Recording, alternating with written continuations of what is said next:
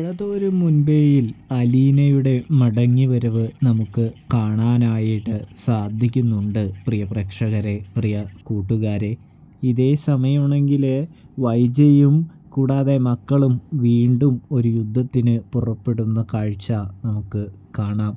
അപ്പോൾ ബാലചന്ദ്രൻ പറയുന്നുണ്ട്, ഇനി അലീന ഇവിടെയുള്ള വേലക്കാരിയൊന്നുമല്ല, അലീനയ്ക്ക് എൻ്റെ മകളുടെ സ്ഥാനം തന്നെ ഉണ്ട് എന്ന് പറയുന്നു. വൈജയ്, നിനക്ക് വേണമെങ്കിൽ അലീനയുമായിട്ട് യുദ്ധമുണ്ടാക്കാം, പക്ഷേ നീ അത് പടുകുഴിയിലേ ചെന്നെത്തുകയുള്ളൂ. നിൻ്റെ ഇവിടുത്തെ വാസം അവസാനിപ്പിക്കും ഞാൻ, അലീനയുമായിട്ട് ഇനി എന്തെങ്കിലും പ്രശ്നമോ കാര്യങ്ങളോ നീ ഉണ്ടാക്കിയാൽ എന്ന് പറയുന്നത് നമുക്ക് കാണാം.